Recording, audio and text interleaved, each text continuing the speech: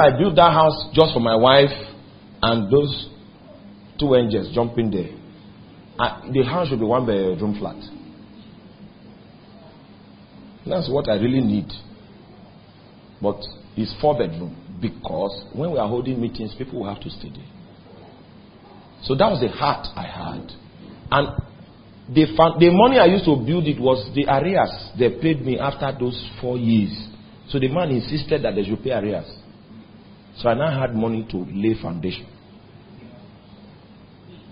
So they did a savings scheme, a very comprehensive savings scheme for me for a very lengthy period. And all that was incorporated in the wisdom of God in administering his purpose in my life. I had no clue. He did all the thinking, did all the strategy, and touched the people at the right time. I was just there to say, my God. I think that's better partnership. You do the thinking, the strategy, and then you meet me when it's time for delivery. Ride on, Jesus. Ride on, Jesus. Ride on, Jesus. So when the resources came, what my heart was set on, yes, I need accommodation. My landlord is always, so, okay, I need accommodation. So, but I have to build something, to believe God for something that will be housing people. Other people can stay with us. We can get people to stay with us that will grow up with us and find their lives. So I was rich in that sense.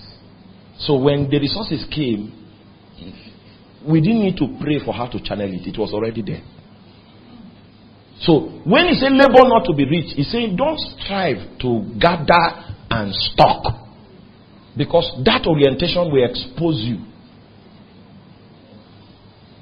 Now, many people in Nigeria, most people that have served in one leadership capacity or the other, has this amount in Swiss bank. You won't die well because you have violated the principle. Are you rich toward God in your heart? That will determine, in the next 5 years, it will determine who has what. That's how it is done in the kingdom. And most of those miracle prophecy that next week a caravan will come, you have known over the years that it is not true. So let's get back to the Bible and work it out. It's not true. If not, some people, nobody should be poor in some churches here. But there are still very poor people that have been poor since. And we need, if we trace the ones that we claim are doing well, you might find out that the principles for their doing well is not founded in God.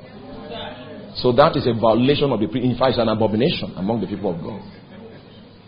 My God can prosper a man. He can take a man from the dunghill and set him among princes.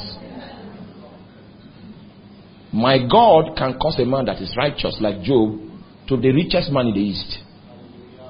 We need to find out how he does that. One of the ways is that he insists that you must be rich toward God in your. Our land has one of the greatest agro potentials in the entire country, but we rank one of the poorest. The poverty here, in fact, this is one of the places where you don't need a dictionary to know what poverty is. The reason is because we are not rich towards God. We are not men of covenant. Everybody wants money for carnal purposes to squander on our loss. Maybe to ride a GMC here and block the road. No, I have come. That's why you want to stack it for display. So God is not drawn to you. It's not drawn to you. Very strong financial instructions in Scripture. Are you rich toward God? Are you rich toward God? Now, the purpose of this teaching, because for many years I've not taught like this. I think this is the first time since we started this ministry that I'm teaching like this. I don't know why we got here. Maybe somebody came here. It's because of somebody that God is doing this.